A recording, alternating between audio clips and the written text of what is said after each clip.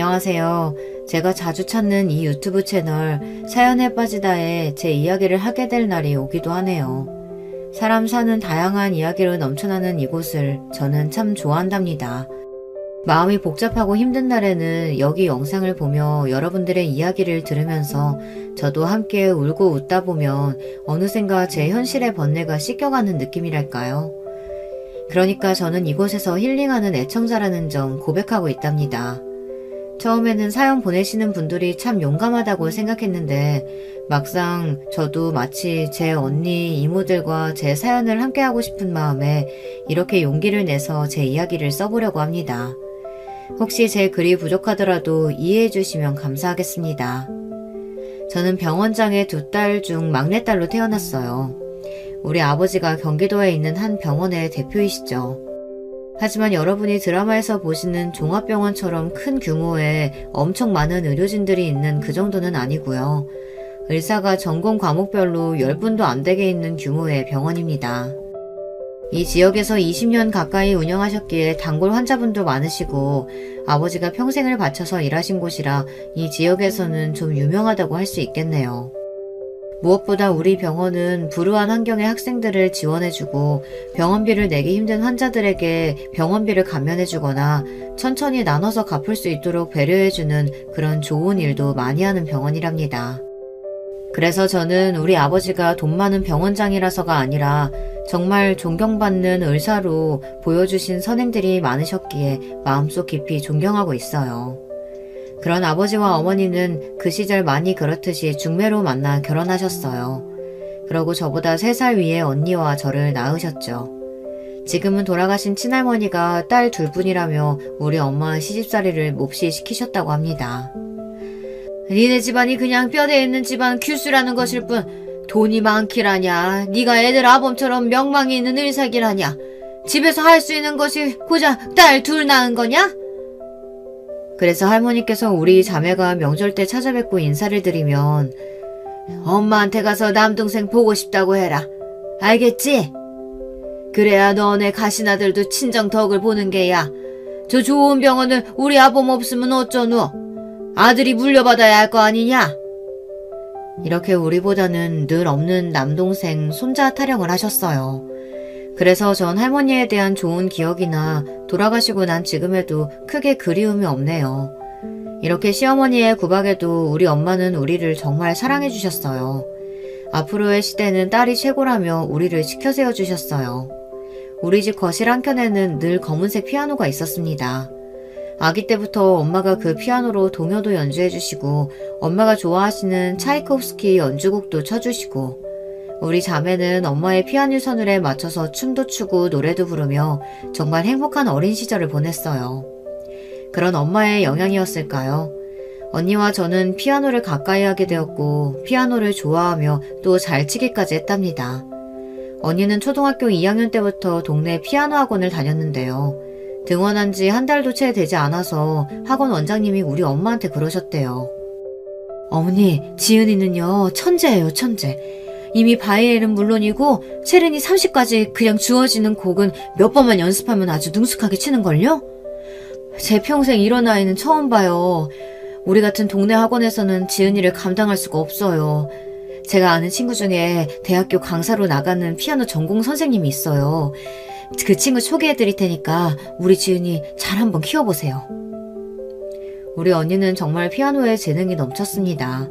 과외 선생님도 언니의 연주를 들으면 감탄할 정도니까요.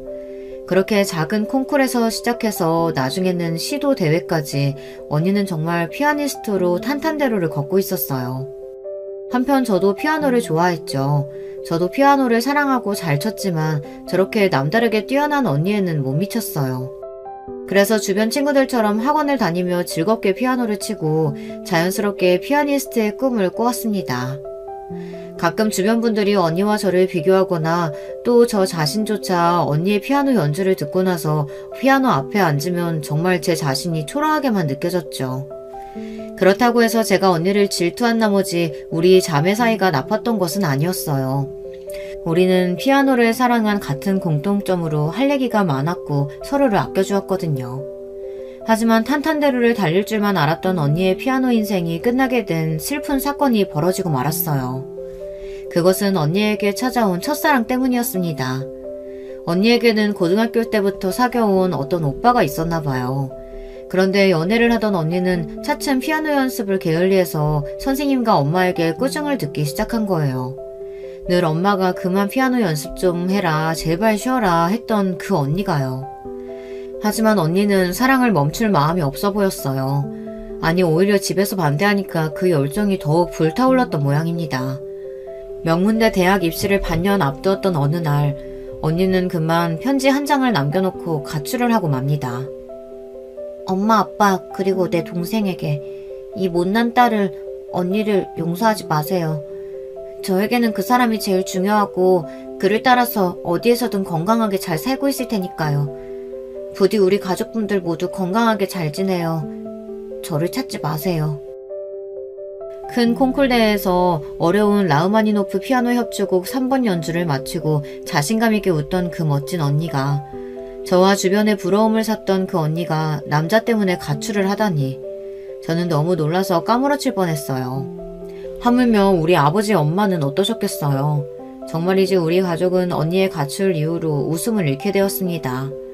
저는 언니의 일로 충격을 받기는 했지만 그래도 열심히 공부해서 서울의 한 대학교 피아노 전공으로 입학하게 되었습니다. 사실 부모님에게 언니를 대신해서 기쁨을 드리고 싶은 마음도 있었어요. 하지만 대학교에서 피아노를 전공하면서 저는 현실의 벽을, 평범한 학생의 좌절을 맛보게 됩니다. 언니처럼 대단한 능력을 갖지 못했으니 과에서 두각을 나타내지를 못했고요. 심지어 알만한 콩쿨 대회에서 한 번도 입상한 적이 없으니 이제는 피아노를 그만둬야 하나 하는 괴로운 고민을 시작하게 되었어요. 그때 저는 같은 과에서 한 남자친구를 만나게 돼요. 힘들어하는 저를 위로해주면서 마음을 열게 된 남자친구였죠. 나는 네가 피아노 연주할 때 가장 아름답고 행복하다는 거 알아. 설령 피아니스트로 유명해지지 못하더라도 네가 피아노를 그만두지 않았으면 좋겠어. 누구보다 제 마음을 이해해주는 이해심 많은 남자였어요.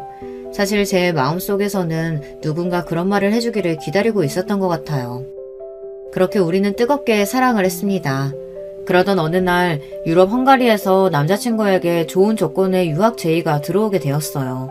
장학금을 받으면서 학비 걱정 없이 대학원에 다닐 수 있게 되고, 졸업하고 나면 앞으로의 음악 인생에서 정말 좋은 커리어가 생기는 것이기 때문에 저는 크게 축하해 주었죠. 하지만 이 소식을 전하는 남자친구의 표정은 밝지만은 않았어요. 맞아요. 저 때문이죠. 그가 헝가리로 유학을 가고 나면 우리는 적어도 4년 이상은 못 버는 처지가 되니까요. 남자친구는 저에게 결혼해서 함께 유학 가는 것을 권했어요. 하지만 이제 막 22살의 제가 갑자기 결혼이라니 믿겨지지가 않았죠. 그리고 결혼은 우리끼리 좋다고 할 수 있는 것만은 아니잖아요. 처음 이 이야기를 엄마에게 조심스럽게 전했죠. 정민아, 그게 무슨 말이니? 너 언니 생각 안 나? 아직 대학교도 졸업하지 않은 어린 네가 아직 알지도 못하는 남자랑 결혼해서 유학까지 간다니. 엄마는 그런 생각 해본 적 없어. 엄마는 너무 속상해하셨습니다. 그리고 엄마에게서 이 이야기를 들으신 아버지는 저를 불러서 말씀하셨어요. 정민아, 우리에게는 이제 너뿐이란다. 하나뿐인 딸마저 잃고 싶지 않구나. 생각을 바꿔볼 수 있겠니? 그리고 아직 그 친구를 소개받진 않았다만 그 남자는 비전이 없어. 이쪽 음악 업계는 너도 잘 알잖니. 혼자 능력 있고 잘한다고 되는 것도 아니고 그 친구가 유학 다녀온들 꼭 성공하리란 보장이 없지 않아. 들어보니 그 친구 집안이 그렇게 지원을 해줄 만한 집안도 아닌 것 같더구나. 나는 그 친구 따라 외국 가서 고생할 네 생각하면 이 결혼 허락해줄 수가 없다. 부모님은 언니를 한순간에 남자에게 빼앗긴 예전의 충격에서 아직 헤어나오지 못하신 것 같았어요. 게다가 하나 남은 막내딸이 비전 없는 남자에게 시집간다니 반대하시는 것이 당연했습니다. 저는 처음에는 그런 부모님의 뜻을 이해하지 못하고 남자친구와 헤어질 수 없으니 결혼을 하지 않더라도 헝가리로 따라가려고 했었어요.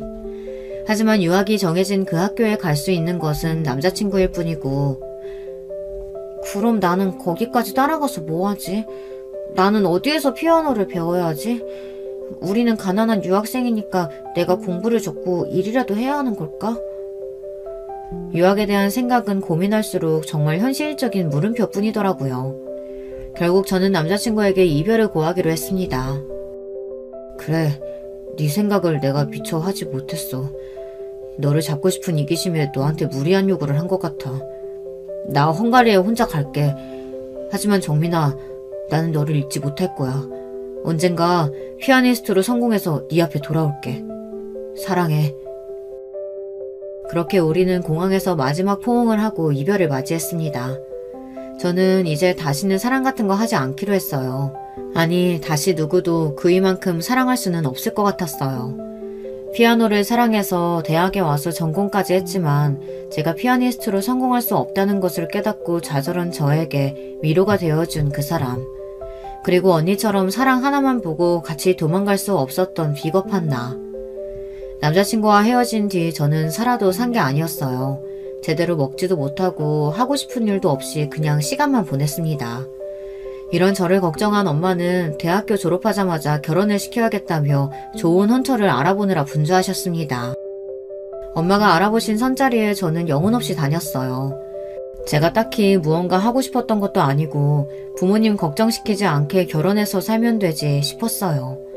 어차피 누구를 만나도 사랑할 마음은 요만큼도 없었으니까요. 그렇게 조건 좋은 집에 시집가도 아무래도 상관없었죠. 처음에는 아빠 병원에 있는 한 정형외과 의사, 그 다음에는 외가댁 어른의 소개로 만난 증권 투자회사 사업가, 그 다음에는 잘 기억도 나지 않고 그냥 주말마다 나가라고 말씀하시면 선을 보고 왔어요. 그 중에 제가 마음에 드는 남자가 없었습니다. 이렇게는 안 되겠던지 엄마는 결혼정보회사에 저를 가입시키셨어요. 듀오나 뭐 그런 알만한 이름의 회사가 아니고요. VVIP 상위 1%의 조건에 드는 미혼 남녀만 가입할 수 있다고 하는 곳이라고 들었어요. 가입비만 5천만 원이나 한다고요. 우리 집이 그렇게 부유하지는 않은 것 같지만 그래도 병원장 딸이고 가입비를 내서인지 그 이후 들어오는 선자리는 정말 다르더군요. 그렇게 두어 번 선자리를 갖고 나서 저는 형택 씨를 만나게 되었어요. 형택 씨는 한 건설회사의 상무직을 맡은 회사 대표의 아들이었습니다. 형택 씨의 아버지는 매출액이 몇백억에 달하는 중견 건설업체의 창업자이자 대표시고 그 회사를 앞으로 이어받을 거라고 말하는 그의 모습이 당당해 보였어요. 하지만 그 남자에게 관심이 생긴 이유는 그 점이 아니었어요. 부유한 집안의 자제라기엔 거만한 구석이 없고 참 조용하고 세심한 사람이었어요. 건설회사의 상무라는 자리가 어울리기는 할까? 오히려 저처럼 음악을 전공하는 사람이라야 어울릴 것 같은 성격을 가졌습니다. 정민씨, 우리가 집안끼리 어울려서 만나면서 사랑을 이야기하는 건 아이러니하지 않아요? 그래도 저는 정민씨가 처음 본 것 같지 않고 친근하고 편하네요. 정민씨는 어때요? 제가 편한가요? 네, 사실 저도 같은 생각을 하고 있었어요. 형태씨는 좀 다르네요. 다정하면서 세심하신 분이신 것 같아요. 그래요, 그럼 잘 됐네요. 다음에 만나자고 부탁하면 들어줄 거죠? 이렇게 우리는 우유처럼 부드러운 첫 만남을 가지고 이후 데이트를 여러 번 했습니다. 주로 음악회나 미술 전시회에 자주 다녔어요. 형택 씨도 예술에 관심이 많아서인지 음악 전공자인 저를 배려하는 마음 때문인지 왜인지는 잘 모르겠지만 서로의 관심사가 비슷하다는 것은 참 좋은 일이었어요. 우리는 그렇게 호감을 갖고 4개월간 만났고 자연스럽게 결혼 이야기가 나왔습니다. 먼저 형택 씨가 우리 부모님에게 인사를 드리러 왔고 형택 씨의 조건도 성격도 마음에 들어 하신 부모님은 제가 서둘러 결혼했으면 하는 눈치셨어요. 예상치 못하게 일찍 결혼하게 된 저는 어리둥절했지만 형택 씨의 집안에서 저를 어떻게 생각하실지 궁금했죠. 형택 씨는 이상하게도 자기 집에 대해서는 말을 아꼈거든요. 형택 씨의 집은 용산구에 있는 한 커다란 단독주택, 아니 호화주택이었습니다. 역시 모 기업의 회장님 댁다운 집이었어요. 정원에 있는 조각품의 아름다움을 넋을 잃고 보고 있는데 한 40대쯤 되시는 아주머니가 와서 집안 응접실로 저와 형택 씨를 인도했습니다. 형택 씨가 어렸을 때부터 이 집에 계셨던 분인지 형택 씨가 편하게 청주 이모라고 불렀습니다. 청주 이모는 형택 씨만 부르는 애칭이고 이 집에서는 청주댁이라고 불렸습니다. 형택씨 이야기로는 이 집에서 10년 넘게 계셨고 어머니 다음으로 집안일을 잘 알고 계신 분이며 좀 엄격하고 무서워 보이지만 좋은 분이라고 칭찬했습니다. 저는 무의식적으로 느꼈습니다. 아, 청주댁과 잘 지내야 이 집에서 잘 지낼 수 있겠구나. 맞아요. 청주댁은 이런 대저택에서 보이지 않는 실세와 같은 분이었어요. 청주댁은 예의 있게 저를 대하면서도 새로 집안에 들어올 여자를 경계하는 눈빛을 감추지 못하는 느낌이었습니다. 청주댁이 저녁 식사를 살피러 가고 나서야 예비 시부모님께서 응접실로 오셨습니다. 아가씨가 우리 형택씨의 배필이로군. 반가워요. 나 건설회사 대표이자 형택이의 아비 되는 사람이요. 악수 한번 합시다. 예비 시부께서는 170cm가 될까 말까 하는 다소 작은 키에 풍채가 크신 분이셨습니다. 목소리가 호탕하고 자신감이 넘치셨으며 단정하게 포마드한 머리 스타일이 한 회사 대표다운 모습이었습니다. 옆에 서 계신 예비 시모는 한복을 위아래로 곱게 차려입으신 가녀린 몸을 갖고 계셨습니다. 여성스러우면서도 고풍스러운 이미지를 가지셨고 시부와는 대조되는 조용조용한 말씨를 쓰셨어요.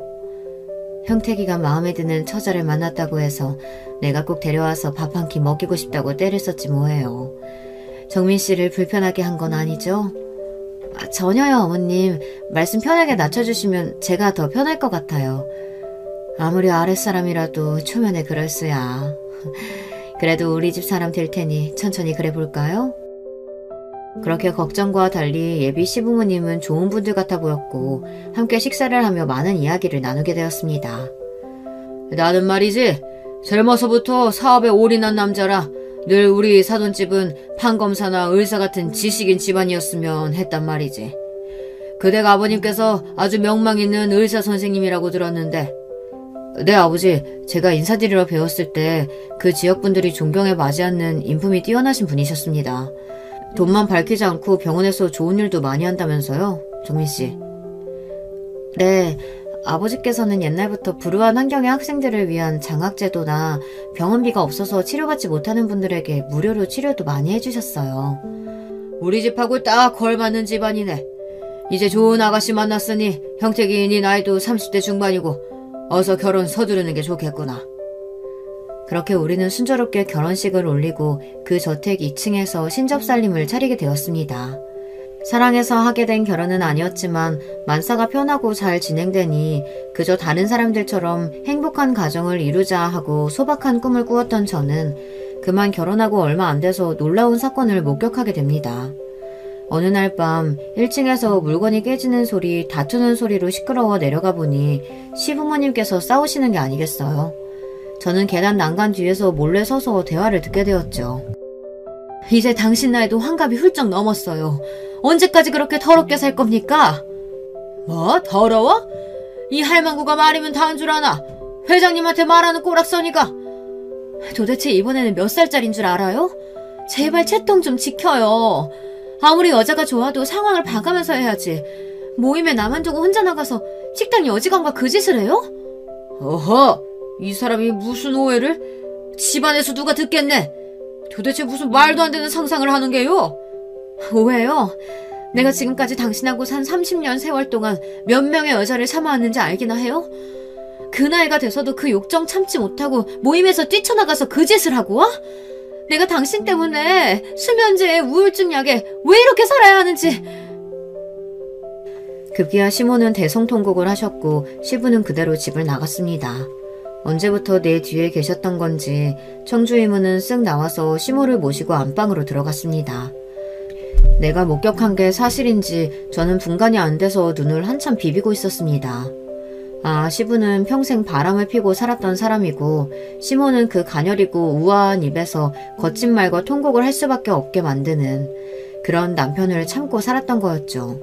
얼마나 고통이 심하면 정신과 약을 드시고 계실 정도일까요?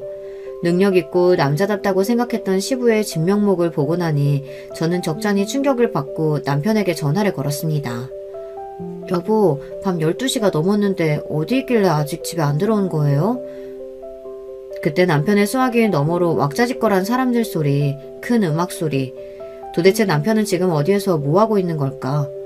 아, 거래소 사람들과 회식이 길어졌는데 먼저 자요. 나 늦게 들어갈 것 같군요. 여보, 방금 아버님 어머님이 크게 싸우셨어요. 아버님이 여자 문제로 사고 치신 것 같고 어머님은 대성통곡 하시고 어서 들어와서 여기 정리해야 되지 않겠어요?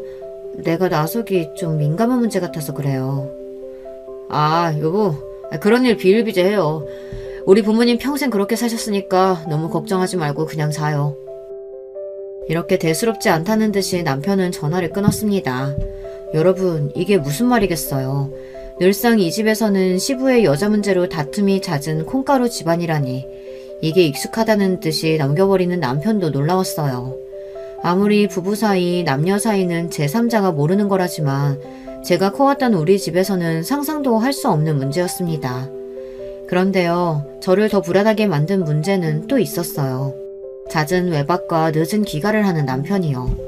일이 바쁘다고는 하지만 누가 이 시간까지 일을 하나요? 방금도 분명 어디 유흥업소나 클럽, 나이트 이런 데인 듯한 추측이 들었어요. 설마 이 남자도 시부를 닮아서 여자 관계가? 제가 이런 의심을 품게 된 데에는 또 다른 이유가 있었는데요. 연애 시절에 남편은 매너 있고 젠틀하지만 손을 잡는다든가 팔짱을 끼는 정도의 스킨십에 멈춰 있었습니다. 키스도 청혼할 때 처음 했었죠. 과거 남자친구와 열정적이었던 사람과는 사뭇 달랐어요. 그런데요, 결혼하고 떠난 신혼여행에서도 남편은 저와 하룻밤만 같이 보냈습니다. 이게 저는 이상하다고 생각한 겁니다. 그날 밤 저는 이런저런 걱정에 잠도 제대로 못 자고 1층으로 내려왔어요. 하지만 시부와 시모는 여느 아침과 다를 바 없다는 듯이 말끔하게 계셨고 평소와 다를 바 없이 식사를 하셨죠. 새아기 잘 잤냐? 아니 청주댁 오늘 국이 간이 안 맞지 않소? 요즘 청주댁답지 않게 왜 이렇게 실수가 많아? 청주댁이 그럴만한 사정이 있어요. 청주댁 앞으로 김 실장 통해서 간 맞추고 이따 나 좀 봐요. 매사 완벽하고 꼿꼿하던 모습과 달리 요즘 청주 이모는 안절부절하고 전에 없던 실수를 자주 하셨어요. 식사 후 저는 정원을 산책하면서 어제 있었던 일을 곱씹어 보고 있었습니다. 남편은 결국 집으로 귀가하지 않고 회사로 바로 출근한 모양이었어요. 오늘 집에 오면 얘기 좀 나눠봐야 하나? 진짜 바람피는 거면 어쩌지? 그때 저 멀리 청주 이모가 정원 한켠에 서서 한참 통화를 한 뒤 눈물을 짓고 있었습니다. 무슨 심상치 않은 일이 있다는 생각에 저는 청주댁에게 다가갔습니다. 아직 청주 이모와 저는 친한 사이도 아니고 늘 격식을 차리고 마음을 내주지 않는 분이었지만 저는 걱정이 돼서 견딜 수가 없었어요. 이모님, 요즘 무슨 걱정 있으세요? 저도 걱정거리 있는데 이 집에서 함께 대화 나눌 분이 이모님 말고 있어야 말이죠. 괜찮으시면 저에게 털어놔 보세요. 저 입 무겁답니다. 혹시 또 알아요? 제가 요만큼이라도 도움이 될지? 잠시 머뭇하던 청주 이모는 한숨을 쉬며 저에게 말씀하기 시작했어요. 제가 딸아이가 하나 있어요. 저와는 달리 똑똑하고 능력 있는 아이예요. 부족한 엄마의 뒷바라지에도 늘 공부도 잘하는. 이번에 대학 입학시험도 잘 치렀는데 얘가 의대를 마다하고 국립대학교에 전액 장학금으로 가겠다는 겁니다. 분명 엄마가 의대 학비 마련 못할 거라고 집단에 생각하고 결정한 모양인데 정말 똑똑한 아이예요. 의사를 하고 싶어 하던 아이. 그런 아이의 앞길을 어미인 내가 막고 있는 거예요. 도움도 못 대주고. 급기야 청주 이모는 제 앞에서 눈물을 멈추지 못하셨습니다. 이 딱한 사정을 듣고 저는 청주 이모를 돕기로 했습니다. 이모님, 우리 친정아버지 통해서 도움을 드릴 수 있을 거예요. 이모님 딸처럼 똑똑한 학생들 돕는 장학제도가 있거든요. 제가 알아봐 드릴 테니 며칠만 기다려주세요. 저는 아버지에게 이와 같은 사정을 이야기드렸고 아버지는 그 학생을 도울 수 있다고 약속하셨습니다. 그리고 이 기쁜 소식을 청주 이모에게 전해드렸죠. 우리 병원 장학생으로 청주 이모의 딸이 의대에 진학하는데 도움을 주기로요. 청주 이모는 저에게 너무나 고마워하셨어요. 그런데 작은 사모님, 그때 저한테 걱정거리 있다고 하셨죠? 혹시 이 집안에 관련된 일인가요? 네, 그 전날 시부모님이 싸우는 걸 목격했거든요. 원래 그러신가 봐요. 네, 직접 보셨다니까 솔직히 말씀드리면요. 옛날부터 회장님이 여자 문제가 많으셨어요. 하룻밤 보낸 여자로 모자라서 아예 살림 차려주고 드나들었던 세컨드도 여러 명 있었죠. 그 여자들 정리하느라 사모님 저도 같이 고생했었죠. 그런데 사모님이 더 미치겠는 건 지나가는 여자애들 식당 여종업원이건 집안에서 일하는 애들이건 가리지 않고 거느려고 하시는 거죠. 사모님이 그래서 몸도 많이 상하시고 정신과 약 드시면서 정말 안 된 분이세요. 그때가 돼서야 저는 문제 많은 집에 시집왔다는 것을 깨닫게 되었어요. 근데 사모님, 제가 이런 거 궁금해한다고 기분 나빠하지 않아주시면 뭐 하나 물어봐도 될까요? 사실 큰사모님도 궁금해하시는 부분이기는 한데 아기 소식이 있다거나 상무님과 부부관계가 괜찮으신지요? 갑자기 훅 들어온 민감한 질문에 저는 너무 당황했어요. 네? 아니 왜 그런 걸 궁금해하시는... 이모님도 아시겠지만 남편이 집에 잘 안 들어와요. 요사이 외박도 자꾸 저를 아내로서 좋아하기는 하는 것 같은데 왜인지 밤에는 저를 피하는 기분이에요. 맨날 혼자 잠드는 것 같아서 저 좀 외롭네요. 저는 멋쩍듯이 웃으며 가볍게 넘기려고 했죠. 그런데 제 얼굴을 찬찬히 걱정스럽게 살피는 이모님의 표정에 왠지 모르게 찜찜했어요. 어쨌든 자신의 딸을 도와준 일을 계기로 청주 이모와 저는 둘도 없는 사이가 되었습니다. 그리고 시부의 여자 문제는 날로 시끄러웠고 시모는 갈수록 건강이 악화되셨죠. 급기야 어느 날 새벽 시모는 욕실 안에서 의식을 잃고 쓰러져 계셨습니다. 스트레스를 참다 못한 어머님은 그만 자살 시도를 하신 거예요. 마침 집안에서 청주 이모와 얘기를 나누고 있던 보안팀 관리소장 서 과장이 시모를 모시고 응급실에 가서 다행히 큰 일은 당하지 않을 수 있었습니다. 하지만 의식을 찾은 시모는 집에 돌아오고 싶어 하지 않으셨습니다. 며느리인 네 앞에서 할 얘기는 아니다만 난 그 집에는 가고 싶지 않구나. 네 시아버지와 이혼할 수도 없으니 그냥 날 요양원에 보내다오. 시모는 눈물을 짓고 저를 바라보며 말씀하셨습니다. 같은 여자로서 저는 가슴이 아팠습니다. 그 길로 모든 시설이 안락하고 어르신들의 사교 취미활동을 잘 지원해준다고 소문난 요양원을 수소문해 시모를 입소시켜드렸어요.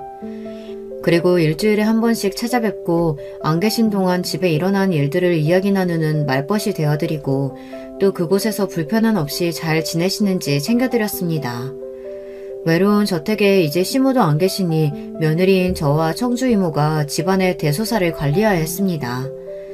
게다가 시어머니가 집에 안 계시니 시아버지는 더욱 대놓고 집 안과 밖에서 여자를 탐닉하고 다녔습니다. 그 연세에 그 정력이 참으로 신기했어요.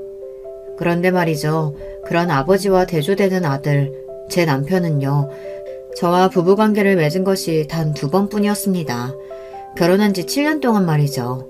신혼여행에서 한 번, 그리고 결혼 1년차 때에 시부가 왜 아이를 갖지 않냐고 저희를 막 혼내시던 날 밤 2번째. 이렇게 2번이 전부였습니다. 저는 사실 마음속으로 확신하고 있는 게 있습니다.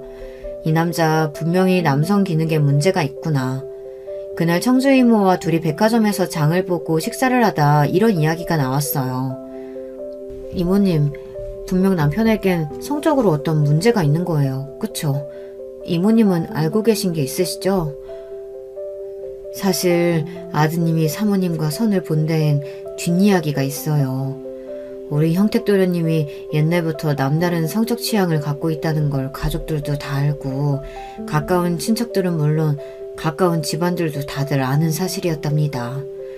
그래서 알만한 집안에서 결혼시키지 못하고 아예 다른 쪽 모르는 좋은 집안의 아가씨를 찾고 있었던 거예요. 그리고 사모님이 그 중매쟁이의 추천으로 선을 보게 된 거랍니다. 정말이지 기가 막힐 노릇이었어요. 그러니까 저는 애초에 비정상적인 남자에게 속아 팔려온 결혼을 했던 거죠. 이 사실을 알고 제 속은 더 복잡하고 괴로웠지만 현실적으로 이혼을 하기는 어려웠습니다.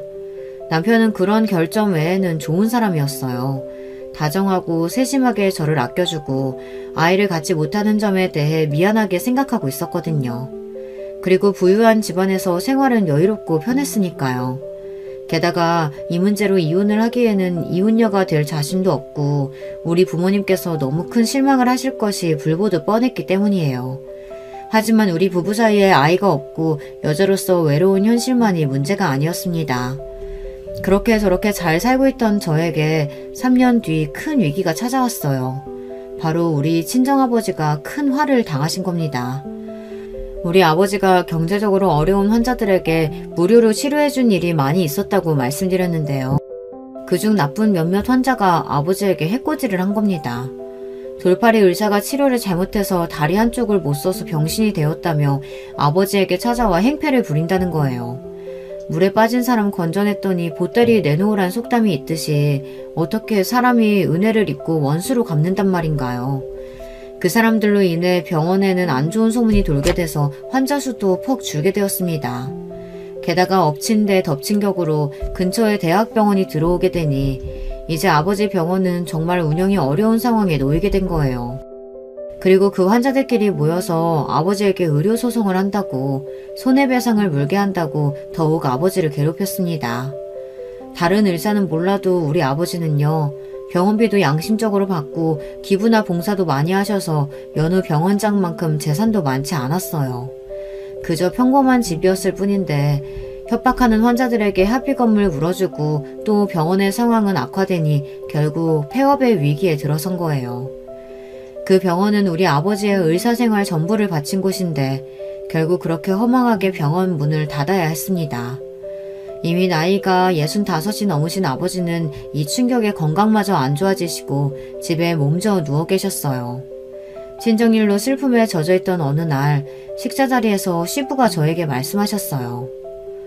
비서통에서 사돈댁 얘기 들었다. 아니 이게 대체 어찌된 일이란 말이냐? 에이 거참 겨우 병원 하나 있는 집인데 그마저도 문을 닫다니. 재산도 거의 없다고 들었는데 사실이냐? 친정집 일로 저를 위로해줄 줄 알았던 시부는 뜻밖에도 우리 집과 저를 비난하는 것이 아니겠어요. 며느리라고 들어와서 7년 동안 애 하나 갖지도 못하고 집에 재산만 축내고 있으니 내가 널 이 집에 계속 둘 이유가 있겠어? 난 뼛속까지 사업가야. 이제 형택이 아니 결혼이 별 이득 없단 말이다. 어차피 애도 없는 마당에 이제 이혼하고 각자 사는 거 어떻겠냐? 이게 무슨 귀신 신하라 까먹는 소린가 말인가요? 친정집이 망했으니 저보고 나가란 말을 지금 시부가 눈 하나 깜빡하지 않고 얘기하는 겁니다. 저는 너무 억울한 마음에 함께 있던 남편을 바라봤습니다. 남편도 시부 얘기에 당황했지만 이미 시부에게 얘기를 들은 터인지 저만큼 놀란 반응은 아니었어요. 아버지, 저번에도 말씀드렸듯이 저 이 사람 아내로서 좋아요. 계속 함께하고 싶습니다.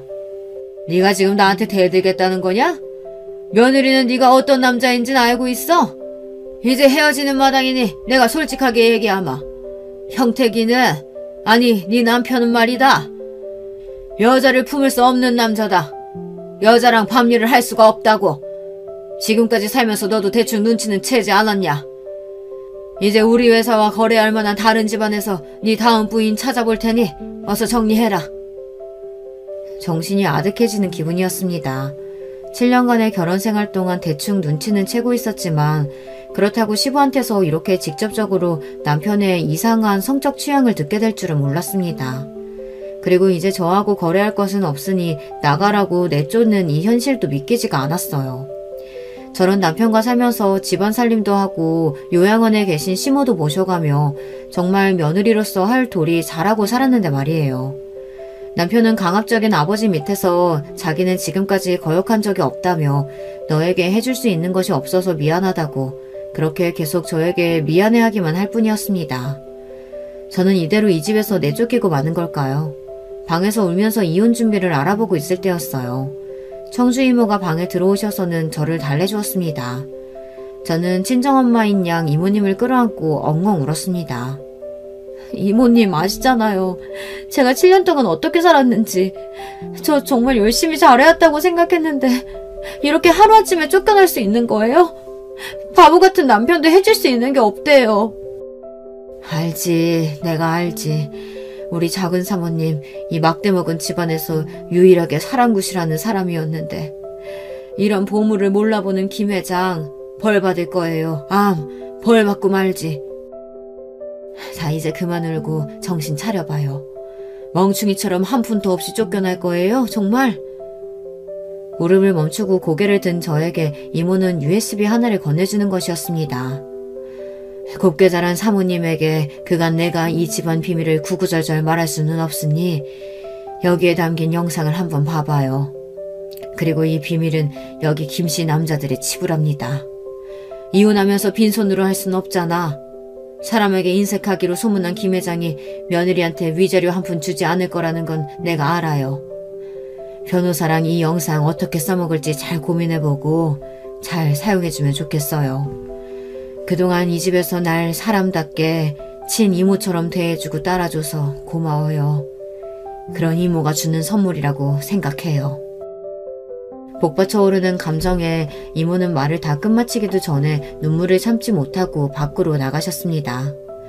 이모의 선물, 나의 동아줄, 그 안에 담긴 영상은 무엇일지 여러분 감이 오시나요? 지금 이 사연을 듣고 계실 여러분들은 정상적이고 좋으신 분들이 많으실 텐데 제가 설명할 그 영상에 대한 이야기를 듣고 충격받지 않으시길 미리 당부드립니다. 우선 A 폴더에 들은 수십 개의 영상은 바로 시부가 찍힌 영상이었습니다. 그간 얘기로만 들었던 시부가 여자들을 성추행하고 심지어 강제로 관계를 가진 영상까지 있었습니다. 이 집안에서 일하는 여자분들 혹은 건설회사의 여직원들, 많게는 50대부터 어리게는 20살도 채 되지 않은 도우미 분의 딸까지 금수 같은 시부는 손으로 더듬고 추행했습니다. 여자들은 반항하고 싫어했지만 시부는 자신의 돈을 믿고 권력을 믿고 여자들을 갖고 논 것이었던 거예요. 단순히 여자들과 놀아난 문제 그 이상이었습니다. 강제 성추행, 성폭행이라는 범죄를 저질렀으니까요. 시부가 그동안 그분들에게 알량한 돈으로 입막음하면서 그 나이 처먹도록 그렇게 살았다는 사실에 저는 화가 났습니다. 더러운 포르노를 보며 저는 제 눈을 씻고 싶었습니다. 게다가 그런 악행을 저지른 자가 시부라니, 내 남편의 아버지라니 정말 기가 찰 노릇 아니겠어요. 하지만 이게 끝이 아닙니다. 다음 B 폴더의 주인공은 다름 아닌 제 남편이었어요. 제 남편은 어떤 영상에서는 한 명의 남성과 또 어떤 영상에서는 여러 명의 남성과 옷을 거의 다 벗다시피 하고 정말 변태처럼 노는 거예요. 성적으로 말이에요. 어디서도 보도 듣도 못한 광경에 저는 입이 떡 벌어져서 영혼이 빠져나가는 기분을 느꼈습니다. 그러니까 저 변태처럼 놀고 있는 사람이 내 남편이고 여자가 아닌 남자들이랑 관계를, 지금 이 글을 쓰면서도 너무 치욕스럽고 더럽고 창피하네요. 이렇게 충격적인 시부와 남편의 비밀 영상을 보고 나니 시부가 요구하지 않아도 이 집에 있을 이유가 사라져버렸습니다. 그래도 행복하고 평범하게 열심히 살았다고 생각했는데 지난 7년간의 결혼 생활은 정말 물거품이고 허상이었다는 생각에 너무너무 힘들었습니다. 저는 이 영상들을 보고 난 뒤 청주 이모와 이야기를 했습니다. 작은 사모님, 많이 놀랐죠? 정말 미안해요. 이 집 남자들이 얼마나 형편없는 인간들인지 알면서도 미리 얘기하지 못했어요. 이모는 진심으로 저에게 미안해하셨어요. 이모, 저는 정말이지 좀 더 일찍 얘기해 주셨으면 이 집에서 살지 않았을 거예요. 진작에 이혼했겠죠. 그런데 왜 이제 와서 저한테 이 얘기를 해주시는 거예요? 저도 우리 작은 사모님이 너무 좋은 분인 걸 알기에 양심의 가책을 느껴가며 숨길 수밖에 없었던 이유는 회장님 때문이었어요. 지들이 숨기게 많다는 게 찔렸는지 이 집안 사람들 모두에게 철저히 비밀로 할 것을 강조하고 심지어 협박까지 했어요. 그리고 사모님이랑 상무님이 그래도 잘 살고 계신 것을 알기에 굳이 이 일을 얘기해서 결혼 생활을 끝낼 필요야 있겠나 했죠. 그런데 회장님이 말도 안 되는 이유로 사모님을 하루아침에 내쫓는 모습을 보니 이대로 있을 수는 없겠다고 용기를 낸 거예요. 그리고 이혼할 때 증거 필요하잖아요. 이 증거만 있으면 이혼할 때 많은 위자료 요구하실 수 있어요. 그런 사정이 있으셨군요. 지금이라도 저를 도와주셔서 고마워요, 이모. 그런데 그 영상은 어떻게 얻으신 거예요? 이 집 보안팀 관리소장, 서 과장이라고 아시죠? 사실 서 과장과 저는 언젠가부터 가까운 사이가 되었어요. 그리고 이 집에 감추고 있는 비밀에 대해 서 과장은 저보다 더 많은 것을 알고 있다는 것을 알게 된 건 그리 오래되지 않았답니다. 서 과장에게 얘기 들어보니 회장님과 상무님은 그동안 자신들의 더러운 행위를 이 집 뒤편에 창고로 쓰는 별채에서 은밀하게 하고 있었던 거예요. 온 집안의 CCTV를 관리하고 있는 서 과장은 그 은밀한 별채에도 CCTV가 있다는 사실을 알고 몰래 보관하고 있었고요.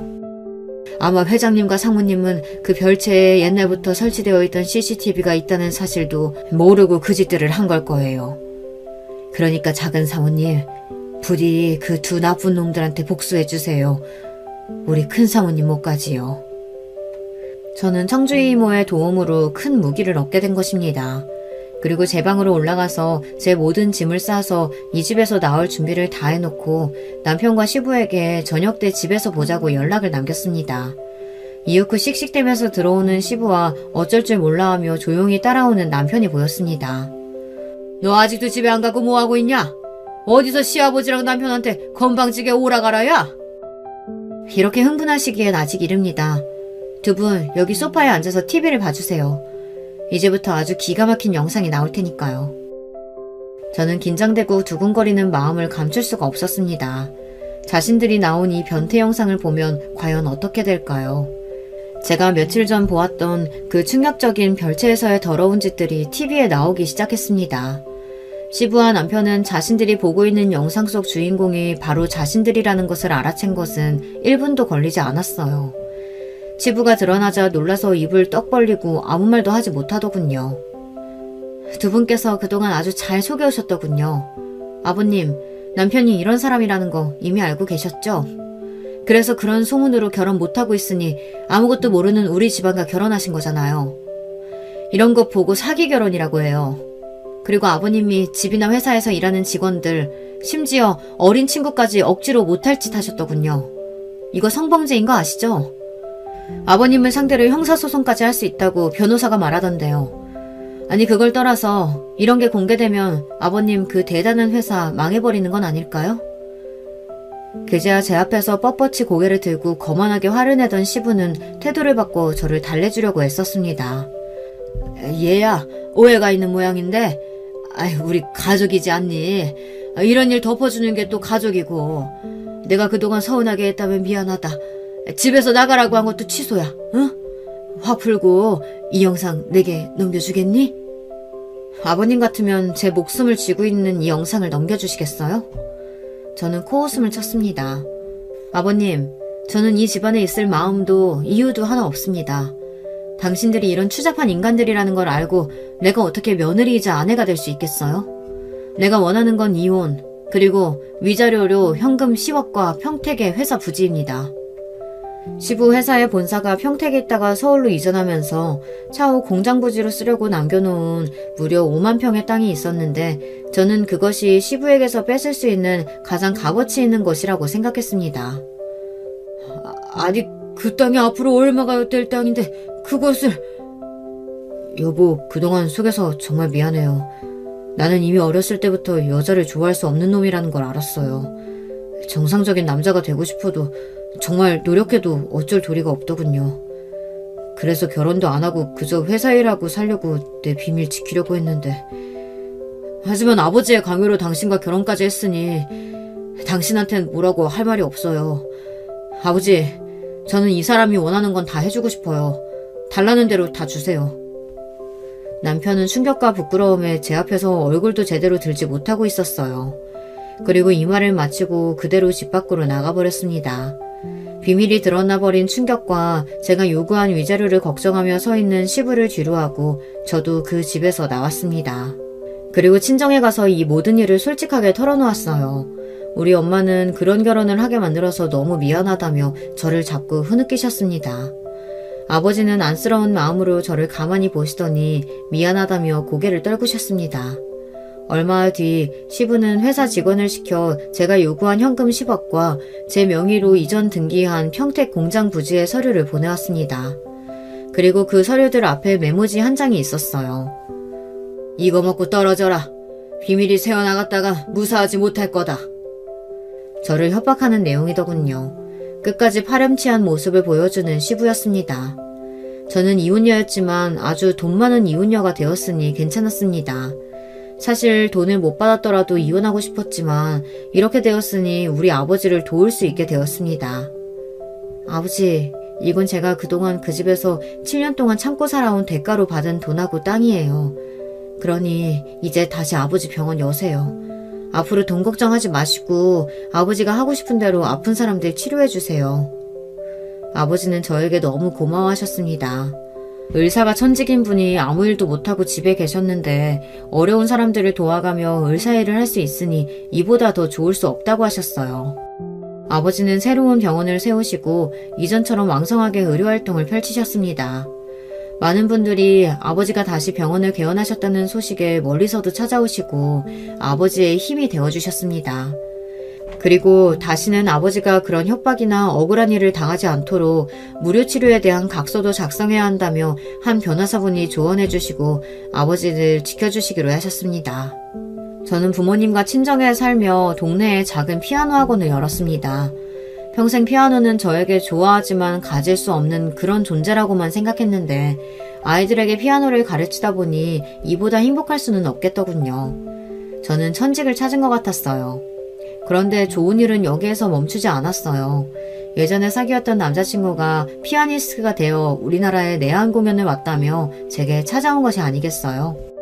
남자친구는 조금 나이가 들었지만 더 중후하고 멋있어진 모습이었어요. 우리 생각보다 오래 떨어져 있다 만나게 됐네. 하지만 약속한 대로 나 피아니스트로 성공해서 이렇게 네 앞에 왔어. 이제는 우리 헤어지지 말자. 저는 이미 한 번 결혼했던 몸, 멋진 남자친구에게 돌아가기는 어려운 처지였어요. 하지만 남자친구는 이를 개의치 않고 오히려 이혼하고 혼자가 되어 있어서 다행이라며 웃었습니다. 그렇게 저는 남자친구와 조심스럽게 연애를 시작하게 되었어요. 결혼이요. 이미 거품같이 허망한 결혼 생활을 해보았던 저는 결혼 생각이 아직 없습니다. 게다가 남자친구는 총각인데 너무 미안한 일이죠. 지금의 저는 부모님 건강하시고 제가 좋아하는 일을 하고 있고 제가 사랑하는 남자와 만날 수 있으니 그냥 이대로도 너무 감사한 일상을 보내고 있답니다. 이렇게 저는 과거에 겪었던 제 사연을 이야기해보았습니다. 혹시 제 부족한 글솜씨에 지루하시거나 재미없지는 않았는지 갑자기 걱정이 되네요. 여기까지 함께해준 분들께 감사드립니다. 여러분에게도 행복이 찾아오시기를 빌며 저는 여기에서 인사드릴게요. 여러분, 두 번째 사연 시작하기 전에 좋아요, 구독 꼭 눌러주실 거죠? 그럼 두 번째 사연 바로 시작합니다. 안녕하세요. 저는 30대 후반의 5살 아이를 키우는 김씨입니다. 오늘 저는 제 경험을 바탕으로 결혼의 조건에 대해 말해드리고 싶어서 사연을 남깁니다. 저는 제가 열렬히 사랑한 남자를 3년이라는 긴 짝사랑 끝에 결혼에 성공했습니다. 정말 제가 눈에 콩깍지가 껴 눈에 보이는 것이 없는 상태였죠. 사람들이 모두 말리는 결혼이었는데 사랑에 빠지면 아무것도 눈에 안 보인다는 말은 드라마에나 나오는 줄 알았습니다. 저는 고등학생을 가르치는 영어학원 선생님입니다. 그래서 어느 정도 학벌도 괜찮은 편이고 외모도 호감형이고 다만 여중, 여고, 여대를 나와서인지 연애에 대한 자신감이 없었습니다. 누군가를 구속하는 것도 구속당하는 것도 제 스타일이 아니라서 연애의 젬병이었죠. 저희 부모님 또한 여자는 결혼해야 한다, 아이를 낳아야 한다는 주의도 아니셨어요. 부동산으로 돈을 모으신 부모님은 매번 결혼 기념일마다 유럽으로 여행을 다니실 만큼 금술이 좋은 부부셨습니다. 제 결혼을 준비하면서 부모님의 부부싸움을 처음으로 목격했으니 두 분이 얼마나 금술이 좋은지 아시겠죠? 두 분이 왜 싸우셨는지 이제 알려드릴게요. 제가 첫눈에 반한 이 남자는 제 PT 선생님이었습니다. 그는 학원 근처의 운동센터에서 만났어요. 점심시간이라 한가한 타임이라서 그런지 선생님이랑 친해질 수 있었고 결혼에 대한 마인드도 그리고 외모 또한 제가 꿈꾸던 이상형에 가까운 남자라 더 관심이 갔습니다. 가만히 있으면 차가워 보이지만 웃을 때 보조개가 들어가서 아이 같은 웃음을 짓는 스타일이 제 이상형이었거든요. 처음엔 회원과 선생의 관계라서 발전할 수 없었는데요. 제가 적극적으로 대시하고 3년이라는 시간을 매일 같은 시간 운동을 하면서 친해지다 보니 저희는 결혼 얘기가 나올 만큼 가까워져 있었습니다. 그런데 구속하는 걸 싫어하고 하지 않는다는 제 마인드가 가장 마음에 든다고 했던 이 남자는 알고 보니 심각한 효자였습니다. 하지만 아시잖아요. 눈에 콩깍지가 끼면 그런 모습도 가정에 잘한다, 부모님을 사랑하는 아들이라는 식으로 포장이 되더라고요. 이 남자는 자기는 홀어머니 밑에서 자라서 어머니가 유일한 가족이기 때문에 이전 여자친구들도 자신의 이런 점을 이해하지 못해서 헤어졌고, 처음에 저한테도 자기 삶에는 엄마가 1순위인 거를 이해할 수 있으면 교제를 시작하고, 아니면 애초에 시작도 하지 말자고 한 남자입니다. 그때 도망갔어야 했는데 모든 시련은 사랑으로 커버할 수 있다는 저의 판단 미스가 이 사단을 낳았네요. 남편이 이런 놈이다 보니 당연히 저희 친정에서는 반대했습니다. 직업도 저희 아버지가 생각하실 때는 가장의 직업으로 탐탁지 않다 생각하셨고, 연하인 점도 홀어머니 밑에서 자란 점도 마이너스였습니다. 아빠는 반듯한 가정에서 자라서 사랑받고 자란 구김없는 남자, 그리고 안정적인 수입이 있어서 딸 고생시키지 않을 남자에게 딸을 주고 싶었겠죠. 아가씨일 때는 그런 마음을 몰랐는데 저도 5살 된 딸아이의 엄마가 돼보니 그 당시 아버지 마음이 이해가 갔습니다. 그래서 이렇게 사연을 보냈는지 몰라요. 누군가의 소중한 딸인 당신에게 결혼은 현실이란 거를 알려주고 싶어서요. 그리고 나처럼 피눈물 흘리면서 현실의 단면을 알아가는 것보단 나을 것 같아서요. 6년 전 시어머니를 처음 뵙는 날이었어요. 안녕하세요, 어머니. 김지연이라고 합니다. 만나 뵙고 싶었어요. 젊으시다곤 들었는데 정말 피부가 너무 좋으세요. 너무 고우세요. 그래, 나도 우리 아들한테 너에 대해서 많이 들었어. 여대 나왔다고? 공부는 잘했겠네? 우리 아들도 아빠가 살아있었다면 훨씬 더 좋은 대학 갔을 텐데. 우리 선우도 어릴 때부터 머리 하나는 정말 좋았는데 내가 먹고 살기 바빠서 서포트를 못 해줘서. 그래도 이렇게 번듯하게 잘 살고 있고 우리 아들 너무 대견하지 않니? 그럼요. 어머니, 선우 씨가 정말 착하고 효자한 거 잘 알아요. 어른 공경심도 높은 것도 알고요. 좋은 사람이라서 결혼하고 싶어서 찾아뵙길 바랬어요. 사실 연하의 남자친구는 결혼에 대한 갈망이 적었어요. 하지만 이 남자랑 연애를 시작하고 1살 더 나이를 먹으면서 이 사람을 닮은 딸 아들을 낳고 싶다는 생각이 강해졌어요. 제가 연봉도 높고 제가 지금 사는 자취방도 투룸이라 신혼집으로 나쁠 것 같진 않아서 결혼하자고 얘기를 꺼냈고, 남자친구는 마지못해 알겠다는 식으로 말했습니다. 그렇게 저희는 결혼을 하게 됐어요. 신랑은 아이가 태어나기 전에는 정말 자유로운 영혼이었습니다. 유부남인지 모르겠다는 소리를 듣는다고 하면 대충 아시겠죠? 아이가 태어나고 제가 일을 다시 시작하면서 저희 부부는 정말 많이 싸웠습니다. 시어머니 생활비는 늘 저희 싸움의 주요 원인이었죠. 시어머니는 편의점 아르바이트를 하셨어요. 이제 환갑이 지난 나이이시기도 하고 편의점 점장이신 이모님에게 한가한 낮 시간에 어머니가 5시간씩 매일 일하시고 월급을 받으셨어요. 그 돈은 어머니 생활비를 사용하시고 살고 있는 집 대출금의 원금과 이자는 신랑이 내고 있었습니다. 그래서 처음엔 어머니랑 같이 살자는 신랑에게 어차피 명의는 신랑 이름이니 우리가 계속 대출금 이자는 내어드리는 조건으로 저희 자취방에서 신혼집을 차렸습니다. 저희 친정에서는 반대하는 결혼이라서 도움을 받을 수가 없었어요. 저희 아빠가 결혼해서 고생해봐야 정신 차린다고 절대 혼인신고서는 작성하지 말고 살아보고 임신 절대 하지 말라고 신신당부하셨지만 저는 결혼 반년 만에 임신을 했습니다. 만삭 때 저는 정말 많이 울었어요. 아이를 낳아보신 분들은 다들 아시죠? 막달이 되면 걷는 것도 정말 힘들고 서서 강의를 하고 나면 다리에 힘이 하나도 안 들어가고 늘 다리는 퉁퉁 부어있고, 이렇게 힘들게 일하고 온 아내에게 신랑은 늘 주말마다 시댁에 가자고 했습니다. 주말에 엄마 혼자 밥 먹으면 외롭다는 이유였죠. 여보, 이번 주는 내가 몸이 너무 안 좋아. 그리고 출산 가방도 준비해야 하고 혹시나 제왕절개하게 되면 일주일 이상 집을 비워야 하는데 이번 주만 시댁 안 가고 집에서 준비하면 안 될까? 아니, 출산 가방 싸는데 하루가 걸려? 집도 이 정도면 깨끗하지. 가서 설거지하기 싫어서 그래? 가면 엄마가 밥도 다 차려주시는데 가서 밥 한 끼 먹고 오는 것도 힘드냐? 괜히 시댁 가기 싫어서 출산 핑계 대는 거 아니지? 출산 2주 전에 집에서 준비한다는데 이걸 가지고 입을 대는 신랑을 보니 한숨만 나왔습니다. 남자들은 모든 음식이 그냥 재료만 있으면 다 만들어지는 줄 아나 본데 어머니는 가면 정말 재료만 사놓으시고 저랑 같이 음식을 하십니다. 그러니 저는 가면 가서 밥 차리고 준비하고 설거지까지 하고 와야 하는데 정말 다리가 아파서 서 있고 싶지가 않았어요. 신랑에게 도저히 못 가겠다고 하니 자기 엄마 무시하는 거 아니냐고 소리치곤 혼자서 가더라고요. 1시간 뒤 어머니께 전화가 왔습니다. 지연아, 아파서 못 오겠다고 했다면서? 우리 아들 밥 차려주기 힘들 테니 집에서 혼자 쉬어라. 내 아들은 내가 일요일까지 잘 챙겨 먹일 테니. 하고 전화를 끊으시더라고요. 보통의 시어머니라면 출산 전에는 움직이지 마라, 혹은 일한다고 고생할 테니 내가 맛있는 음식을 해서 가져다 주겠다 하는 게 보통 아닌가요? 이래서 결혼은 시어머니 성격도 꼭 봐야 하는 조건인 것 같습니다. 출산 앞둔 며느리보다 본인 아들의 한 끼 식사가 더 소중한 분이시니까요. 그렇게 저희 신랑은 일요일 새벽 1시에 왔습니다. 뱃속 아기를 생각해서 일부러 피했습니다. 지금 얼굴을 보면 싸울 것 같아서요. 저희 부부의 첫 싸움은 결혼 1주년 기념일이었습니다. 결혼 1주년 기념으로 엄마가 분위기 좋은 곳에서 호캉스를 즐기라고 부산 유명한 호캉스 코스를 예약해 주신 적이 있었어요. 저희 그 여행도 시어머니 모시고 갔습니다. 엑스트라 베드 추가해서 한 방에서 자는데 그날 저녁 엄청 울었던 기억이 나네요. 우리 엄마가 바라셨던 결혼기념일 여행은 이게 아닐 텐데 그때 처음으로 시어머니 때문에 부부싸움을 한 것 같아요.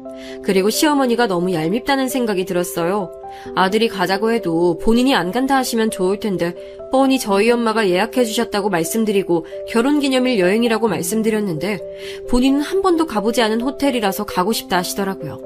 대책 없는 시어머니죠. 더 대박인 것은 제가 출산하면서 친정에서 받은 것들을 본인 집에 들고 가시면서입니다. 출산하면서 산 커피포트와 온수매트, 그리고 가습기, 공기청정기 전부 다 친정엄마가 사주셨어요. 우리 집 정수기에 따뜻한 물이 안 나오네? 모유 수유한다며? 전기포트 집에 들고 갈게. 보일러비가 많이 들어서 온수매트는 내가 쓰마. 너는 보일러 돌려서 따뜻하게 있어야지. 나는 혼자 사는데 전기매트는 전기비 많이 나오는데 온수매트는 전기비도 적게 나온다더라.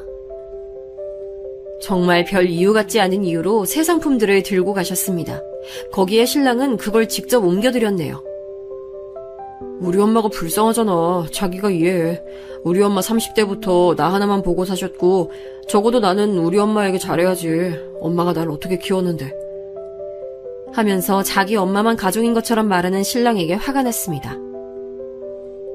대부분 남자들이 아이가 생기면 모든 것의 1순위가 아이가 되는데 왜 자기는 아직도 어머니가 세상의 전부인 것처럼 굴어? 우리 딸이랑 나는 당신한테 가족 아니야? 솔직히 어머니도 이해가 안 가. 나 애 낳고 나서 쓰라고 받은 건데 그걸 어떻게 가져갈 생각을 할 수 있는지. 내가 딸이었어도 이러실까? 저는 울면서 말했습니다. 우리 엄마가 나를 위해 준 것까지 가져다 주니 화가 나더라고요. 남편은 이런 제 행동을 산후 우울증의 일종으로 생각하면서 그저 엄마는 불쌍하니까 우리가 이해해야지. 당신은 아직 젊고 살 날도 많으니까 라는 이유로 모든 걸 이해시키려 했습니다. 남편은 이렇게 시댁과의 문제가 생기면 그저 넘어가기만 바랐습니다. 이야기 자체를 피하기도 했고요. 이런 문제는 계속 터졌습니다. 하루는 아이가 아파서 병원에 가려고 바쁘게 준비했습니다. 어머니께서 전화가 왔습니다. 엄마가 일하다가 넘어져서 손목을 삐끗한 것 같은데 병원 좀 같이 가자 하시더라고요.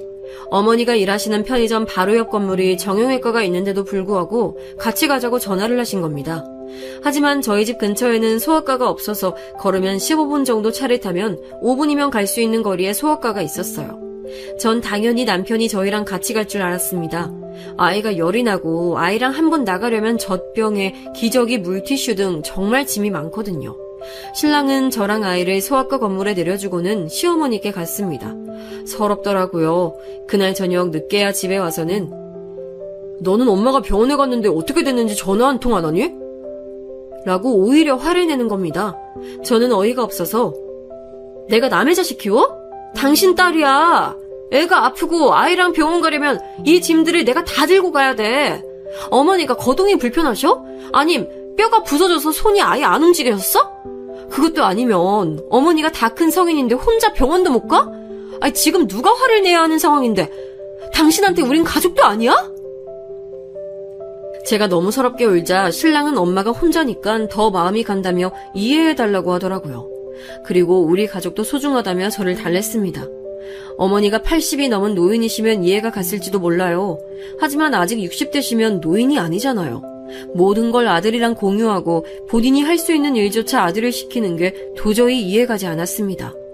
하지만 저 또한 이 문제는 답이 없다는 걸 알고 있었습니다.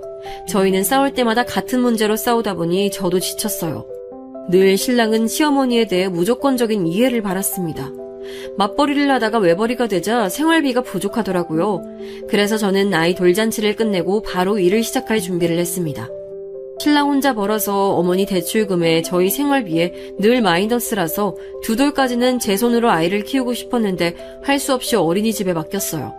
처음엔 친정엄마가 딸아이를 봐주신다고 하셨어요. 하지만 신랑이 극구 반대를 하더라고요. 다른 집 아이들도 돌 지나면 요즘은 어린이집 보낸대. 그러니까 걱정하지 말고 보내자. 어머니 오셔서 주무시면 불편하실 거고 매일 1시간 거리를 친정에서 왔다 갔다 하는 것도 힘드실 거야. 그러니 어린이집 보내고 내가 저녁 타임은 책임지고 애 돌볼게. 오전에는 제가 아이를 보고 집안일을 한 후 학원으로 출근하고 오후 6시부터는 신랑이 아이를 전담으로 맡기로 했습니다. 학원 수업에 아이 케어까지 정말이지 몸이 2개라도 모자랄 것 같은 시간이었죠. 하루는 어머니가 전화를 하셨습니다. 내가 너무 힘들어서 전화했다.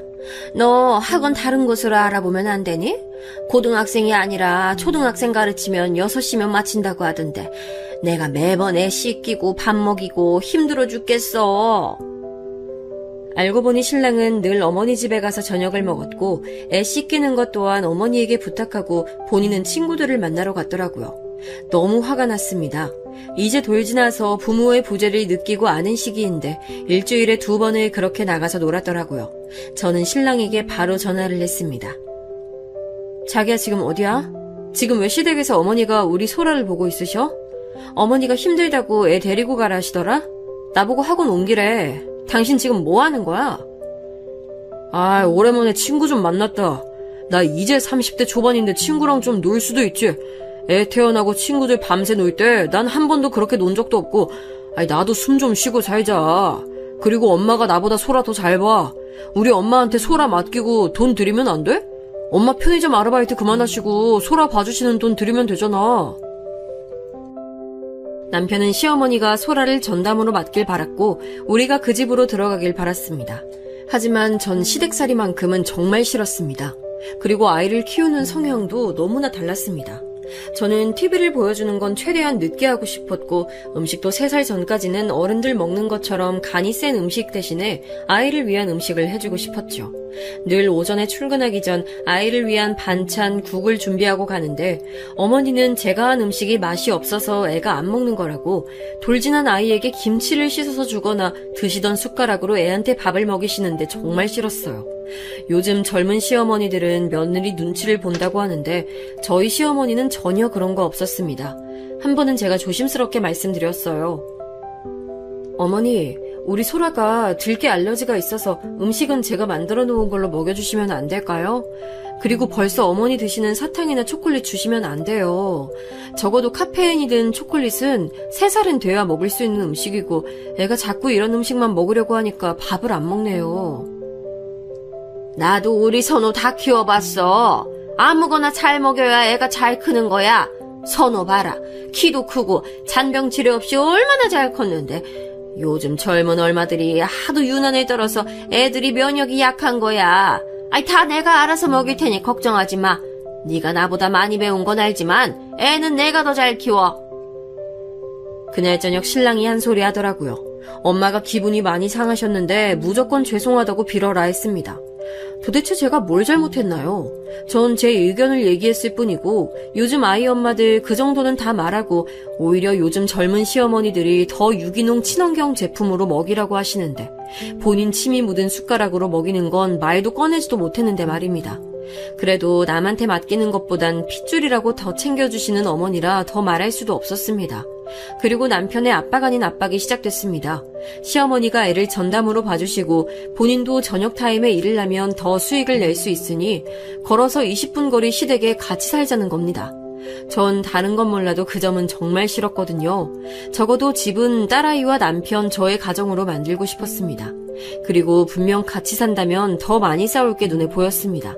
아들이 무조건 잘했다, 우리 아들 최고다 생각하시는 어머니시니 무슨 일이 생길 때마다 아들 편을 드실 거고 친정엄마께 속풀이는 하는 것도 한두 번이죠. 정말 부모님 가슴에 대못 박고 결혼해서 마음 놓고 친정도 못 가니 더 시어머니와의 합가가 내키지 않았습니다. 그러던 중 사건이 일어났습니다.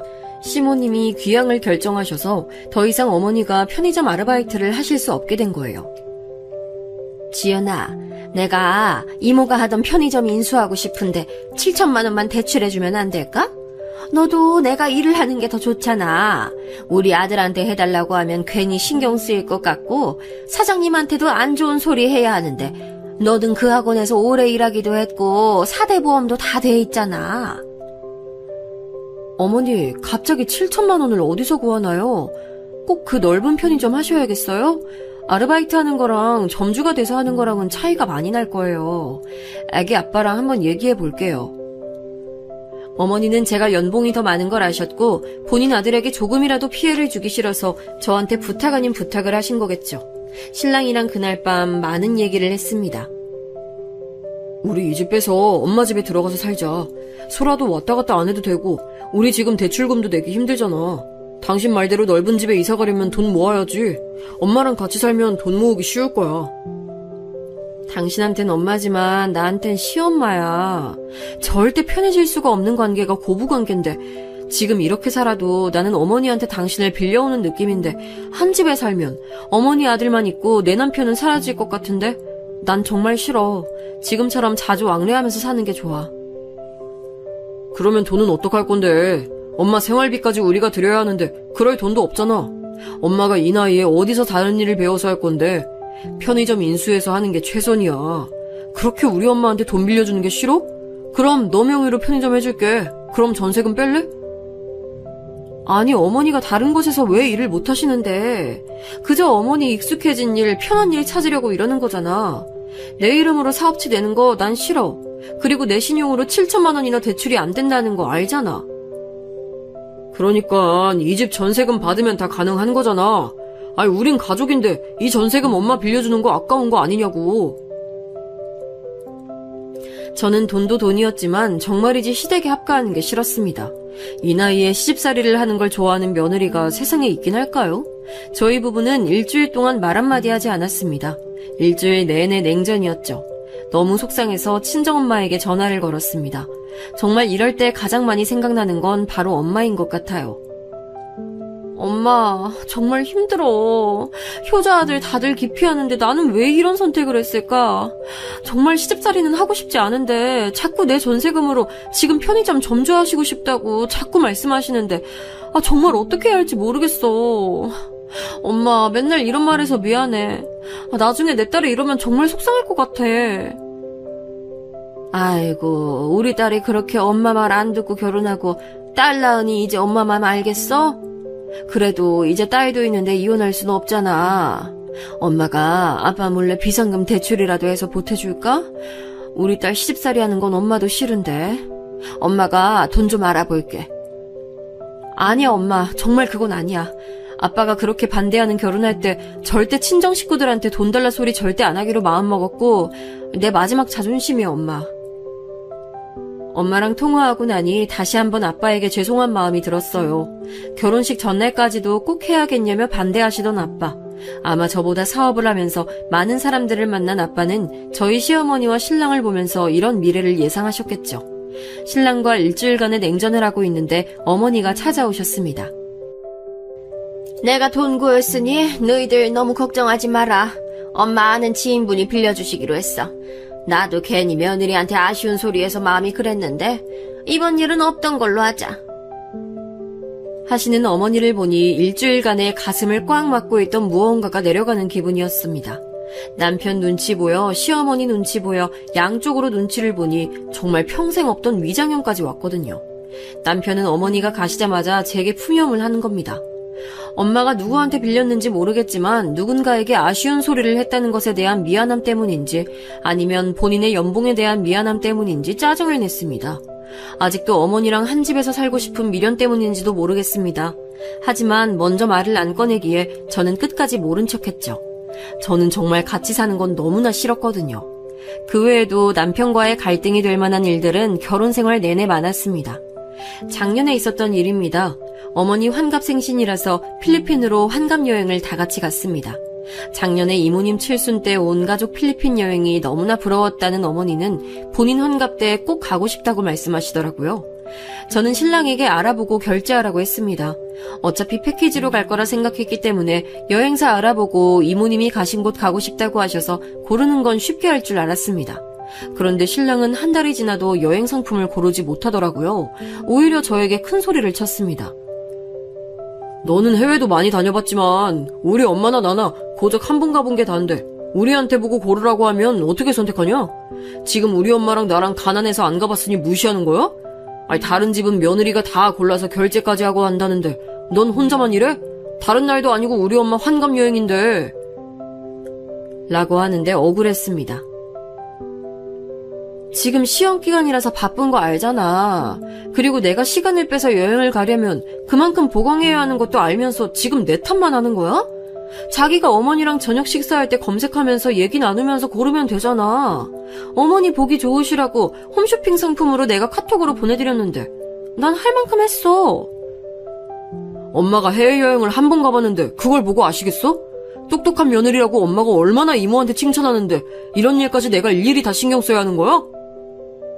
아, 그래. 내가 알아서 할게. 대신 여행 가서 절대 이건 이렇다 저건 저렇다 하면서 투덜대지 마. 매번 우리 아들이 결정해야 믿음이 간다 하시는데 내가 고르면 또 이건 마음에 안 든다 하실 건데 그래서 자기 보고 선택하라 한 건데 알았어. 내가 다 할게. 어머니는 늘 제가 선택한 곳은 비싸다, 돈을 많이 쓴다는 식으로 말씀하셔서 이제 시댁 관련한 일은 제가 결정하고 싶지 않았는데 이런 사소한 일들까지도 저희 부부는 싸움이 되더라고요. 그래서인지 어느 순간 저희 부부는 대화가 없어지는 걸 느꼈습니다. 신랑의 모든 이야기는 어머니랑 연관돼 있었고 저는 이해할 수 있는 범위를 벗어난 그 둘의 행동에 지쳐갔습니다. 그렇게 하루가 또 1년이 지나서 여기까지 왔네요. 새로 시작한 어머니의 편의점 점장 일은 생각보다 바빴습니다. 상대적으로 젊은 시어머니시지만 컴퓨터로 발주내고 하는 일은 버거워하셨어요. 그러다 보니 신랑이 전담으로 할 때도 있었습니다. 하루는 신랑이 밥을 먹으면서 얘기를 꺼내는 겁니다. 엄마 혼자 하는 거 너무 힘들어하시고 요즘 운동센터도 개인 회원이 줄어서 나도 눈치 보여. 엄마가 하는 편의점 아르바이트생 고용하는 것보다 내가 점주를 하면서 하는 게 좋을 것 같아. 지금도 매일 발주하러 가는데 내가 아예 전담으로 하는 게 어떨까? 사실 어머니랑 같은 일을 시작하는 게 마음에 들지 않았습니다. 남편은 남편의 일을 하기를 바랐고 어머니는 어머니 일을 하기를 바랐습니다. 점점 어머니가 우리 부부에게 필요 이상으로 기대는 것도 싫었습니다. 그 느낌 아실까요? 내 남편을 내가 빌려 살고 있는 느낌. 딱 그 표현이 맞는 것 같습니다. 어머니 아들은 저랑 딸아이가 빌려서 같이 사는 느낌이라서 같이 일하는 것에 대해 반대했습니다. 너는 엄마랑 관련된 일은 다 반대하더라. 너한텐 시어머니겠지만 나한텐 어머니거든? 엄마가 힘들게 한다는데 안쓰럽지 않아? 엄마가 돈 벌어보겠다고 저렇게 열심히 일하는데 도와주진 못할 망정 내가 같이 하겠다고 하면 잘해보라고 응원해주면 안 돼? 이런 상황에서 응원을 할 수 없는 게 대부분의 며느리 아닐까요? 어디서 돈을 빌려왔는지 미리 알았다면 아마 저는 큰 소리 내면서 당당하게 반대했을 텐데 그때는 그 큰 비밀을 알지 못했습니다. 이 비밀이 드러난 건 반년 후 어머니 생신 때였습니다. 신랑은 결국 제 말을 듣지 않고 운동센터를 관두고 어머니랑 같이 편의점을 운영했습니다. 그래, 자기 마음대로 해. 대신에 학원 근처 아파트로 이사 갈 거야. 나도 12시 넘어서 퇴근하고 매일 택시 타고 오는 것도 솔직히 한두 푼도 아니고 그 시간에 내가 걸어올 수도 없잖아. 우리 애기도 있는데 아파트로 이사 가야지. 어린이집도 있는 곳으로 내가 다 알아봤어. 우리 딸 생각 좀 해줘. 신랑은 시어머니 아파트로 가고 싶어 했지만 저희 학원이랑 거리가 더 멀어지기 때문에 더 이상 말을 하지 않았습니다. 나름의 절충안이었어요. 어머니랑 편의점 하는 대신 시댁과 거리는 조금 멀어지는 걸로. 그렇게 일이 마무리되어 가는 것 같았습니다. 처음엔 한 달에 200만 원 정도 월급으로 가져다 줬어요. 사실 이사를 하면서 대출금도 늘어나서 정말 돈이 많이 필요했습니다. 친정엄마께 손 벌리고 싶을 적이 한두 번이 아니었어요. 하지만 내 마지막 자존심이었기에 차마 아빠에게 돈을 빌려달라는 얘기는 할 수가 없었어요. 그리고 신랑 또한 절대 처가댁 도움을 받고 싶지 않다고 늘 말했습니다. 그러던 어느 날 시어머니가 저한테 전화를 해서 계좌번호를 물어보시는 겁니다. 지연아, 너 계좌번호가 뭐니? 내가 용돈 좀 보내려고 그런다. 우리 아들이 너무 돈을 아껴서 힘들지? 내가 몰래 현금 좀 보낼 테니 계좌번호 좀 문자로 보내줘. 5분 후 300만 원이라는 큰 돈이 제 통장에 입금됐어요. 입금 문자를 보고 전 10번도 넘게 0을 세어본 것 같아요. 황당했습니다. 저 결혼 전 예단비는 고사하고 설날이나 생일이라도 어머니한테 1,000원 한 장 받아본 적이 없었거든요. 남들은 며느리 생일이면 단돈 5만 원이라도 주신다는데 한평생 돈 주신 적이 없으신 분이 갑자기 이러시니 좋으면서도 의심이 들었습니다. 그 의심은 곧 해결됐습니다. 어머니 생신이라 집에서 한 끼 간단하게 먹자고 하셨어요. 평소 어머니는 늘 소고기가 왜 비싼지 모르겠다. 나는 삼겹살처럼 김치랑 같이 구워 먹는 게 좋아 라고 말씀하시던 분이셨어요. 결혼 첫 해에 한우집을 갔는데 1인분에 3만 원이나 하는 고기를 드실 수 없다고 돈을 아껴 써야지 왜 이렇게 돈을 아끼지 않느냐고 잔소리도 들은 적이 있었어요. 어머니랑 신랑이 편의점 교대를 하기 때문에 식당에 가기에 시간이 어중간해서 저희는 어머니 댁에서 생신상을 차려드리려고 준비했습니다. 아침부터 조기에 나물에 미역국을 준비해서 어머니 집으로 갔어요. 하루 종일 장보고 음식한 저에게 신랑은 오자마자 소리를 질렀습니다. 야, 넌 엄마 생신인데 삼겹살이 뭐야? 소고기 정도는 사와야지. 나랑 엄마가 얼마나 고생해서 돈 버는데 고작 삼겹살, 매일 먹는 삼겹살이나 먹어야겠어? 니네 집은 갈 때마다 소고기 먹으면서 우리 엄마는 생신인데도 삼겹살 먹어야겠냐? 너 자꾸 우리 엄마 무시할래? 하면서 소리를 질렀습니다. 사실 소고기를 살까 고민도 했습니다. 하지만 어머니는 삼겹살을 더 좋아하신다고 본인이 말씀하셨고 고기 외에도 생신이라 나물에 생선에 국에 준비한 것들이 많아서 이게 문제가 될 거라고 생각도 못했습니다. 거기에 이사를 하면서 정말 마이너스 통장까지 사용하고 있는 이 판에 10만 원이나 주고 소고기를 살 수도 없었습니다. 제가 저희 친정에 소고기 한번 사가고 신랑한테 저런 말 들었으면 억울하지도 않습니다. 전 늘 부족한 살림에 명절에 2번 친정에 갈 때마다 엄마가 좋아하는 케이크 하나 사들고 간 게 답니다. 엄마는 늘 그 이상으로 신랑 몰래 상품권이나 애 선물이다 하면서 챙겨주셨는데 그래놓고 자기 엄마 생신이라고 소고기 안 사왔다는 이유로 소리치면서 다가오는 신랑을 보니 저도 피가 거꾸로 쏟았습니다. 왜? 돼지고기가 어때서? 그렇게 어머니 하면 본인 어머니인데 자기가 음식 준비하지 그래. 아침부터 장 봐서 국 끓이고 생선 굽고 나물 차린 거 안 보여? 그리고 어머니 삼겹살 좋아하는 거 아들이 몰라? 도대체 왜 이러는데? 하면서 제가 처음으로 큰 소리를 내니 신랑은 더 화를 내면서 너 당장 일로 나와. 지금 어디서 큰 소리야? 시엄마가 우스워? 내가 우스워?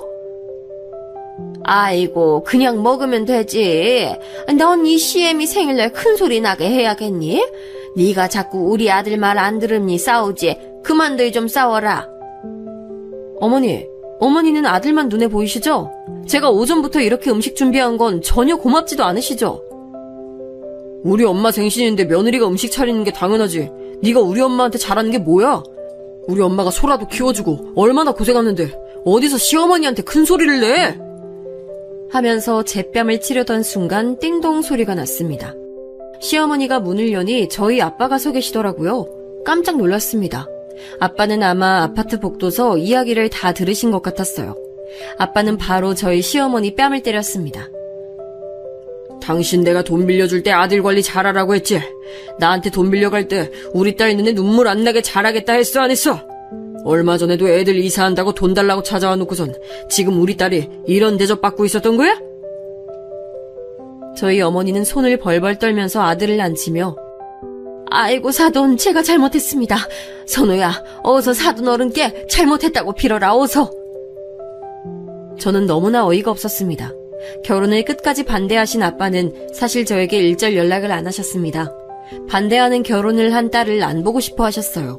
그런 아빠가 시어머니께 돈을 빌려준 장본인이셨다니 저는 처음 듣는 소리였습니다. 아빠 지금 무슨 말씀이세요? 혹시 어머니 편의점 돈 갑자기 어디서 났나 했는데 아빠가 빌려주신 거예요? 어머니는 그런 말을 왜 저한테 하지도 않으셨어요? 거기에 얼마 전 이사한다고 주신 돈도 설마 저희 아버지한테 받으신 거였어요? 어쩐지 한평생 10,000원짜리 한 장 주신 적 없으신 분이 300만 원이라는 큰 돈을 주셔서 웬일인가 했어요. 뭐 300만 원? 당신 지금 내가 준 돈 1,000만 원에서 700원 빼고 준 거야? 진짜 몹쓸 사람이네. 엄마 저희 장인어른한테 돈 받으셨어요? 왜요? 친구분한테 빌리신 거라 하셨잖아요. 제가 이러면 이 사람한테 기죽어서 어떻게 살아요? 한순간 난리가 났습니다. 오늘 아빠가 오신 건 사돈 생신이라 케이크 하나 전해줄 겸 오셨고 이제라도 딸이랑 사위에게 전세금 얘기를 할 생각으로 오셨다고 합니다. 생신이라는 핑계로 딸에게 금전적으로 도움을 주고 싶으셔서 시댁 어른이 있을 때 말을 하려고 오셨던 거였습니다. 알고 보니 저희 시어머니는 저희 아버지가 강남에서 부동산을 하시는 걸 아셨고 급한 돈이 필요하자 아버지 부동산으로 찾아가셨던 겁니다. 저에게 대출해달라고 말씀하신 다음 날 시어머니는 저희 아버지를 찾아가셨습니다. 사돈어른, 제가 이런 말 하는 거 불편하게 듣지 마시고요. 제가 지연이에게 대출을 좀 해달라고 했는데 지금 연락이 안 되네요. 딸아이 이름으로 대출 내는 거 원하시지 않을 것 같아서 사돈어른 먼저 찾아왔어요. 듣자 하니 사돈어른이 저희 옆 빌딩 건물 사장님이라고 하시던데 전 그걸 이제야 알았네요. 저희 단골 손님이 말씀해 주셔서 알았어요. 박 사장이 말했나 보네요. 제가 빌려준 거 알면 딸아이도 기분 나빠할 것 같은데 절대 친정에 손 벌리지 않는다고 나갔으니. 지금 대출 금리 아시죠? 많이도 아니고 딱 7천만 원 빌려주세요. 나머지는 제가 알아서 할게요. 저희가 열심히 벌어서 손녀도 잘 키우고 우리 애들 다 물려받을 건데 제가 부지런하게 장사해볼게요. 저희 아들은 계약직이라 대출도 힘들고 지연이한테 대출해달라고 했는데 연락이 없네요. 저희 딸이 알면 자존심 상해할 테니 안 그래도 명절이나 돼야 집에 오는데 저희 두 사람만의 비밀로 하시고 공증은 받아놓겠습니다. 원금은 우선 1년 단위로 계약하시고요. 절대 우리 지연이한텐 비밀입니다. 나중에 제가 말하죠. 그럼요, 사돈. 저도 저희 아들이 알길 원치 않아요. 저희 아들도 괜히 기죽이고 싶지 않고 저도 며느리한테 입단속 잘할게요. 그리고 제가 지연이한테도 잘할게요. 지금도 제가 우리 며느리 친딸처럼 예뻐하고 있습니다. 오면 제가 음식도 다 해놓고 밥도 차려놓고 한다니까요. 빌려주신 돈 얼른 갚아드릴게요. 감사해요. 사돈 덕분에 돈 걱정 덜었네요. 안 그래도 아들 부부가 돈 구한다고 싸운 것 같아서 마음이 안 좋았는데 다행이네요. 그렇습니다. 저희 시어머니는 아는 분께 저희 친정아빠가 건물주인 걸 들으셨고 편의점을 하기 위해서 7천만 원이라는 큰 돈을 빌리신 겁니다. 저한테 대출해달라고 한 다음 날 뻔뻔하게도 저희 아버지를 찾아가신 거였습니다. 아빠는 저를 위해서 말도 못하시고 돈을 빌려주셨고 딸이 속상할까봐 내색도 못하셨는데 이 사단이 난 걸 보신 거죠. 지연아, 너 정말 계속 이렇게 살 거냐? 아빤 더 이상 못 본다. 이렇게 식모처럼 살 거야? 네가 아무리 잘한다 해도 너에게 손찌검한 녀석 나는 더 이상 못 봐. 요즘 젊은 세대들 이혼은 문제도 아니야. 아빠가 도와줄게. 너도 좀 편하게 살자. 저렇게 본인들밖에 모르는 것들 상종하지 말고. 아빠의 진심 어린 말을 듣는데 눈물이 났습니다. 시어머니가 찾아오셨을 때도 얼마나 우리 아빠는 속상했을까요? 본인 아들도 아니고 며느리에게 대출 내라고 당당한 요구한 시어머니를 보면서 말이죠. 눈치 없고 철이 덜 든 신랑은 이 상황에서도 왜 자기 어머니를 때리시냐며 저희 아버지에게 달려들었습니다. 그 모습을 보니 이제 정말 끝이구나. 이 지옥에서 탈출해야겠다는 생각만 들었습니다. 지난 6년간 힘든 고부 갈등과 효자 아들 사이에서 얼마나 힘들었는지 짝사랑의 콩깍지는 예전에 떨어졌지만 그래도 부모님이 반대하는 결혼을 해서 단 한 번이라도 행복하게 잘 사는 모습을 한 번쯤은 보여드리고 싶은 마음이 컸습니다. 그런데 이제 다 무너지더라고요. 아빠, 나 이혼할래. 내 딸이랑 둘이서 살래. 다시는 이 인간이랑 마주치고 싶지도 않아. 아빠는 제 손을 잡고 저희 아이 손을 잡고 나갔습니다. 아이고 사돈, 이렇게 가시면 어떡합니까? 제가 몇 대라도 더 맞을게요. 지연아, 우리 아들 지금 버리는 거야? 그럼 우리 손녀는 애비 없는 자식으로 만들 거야?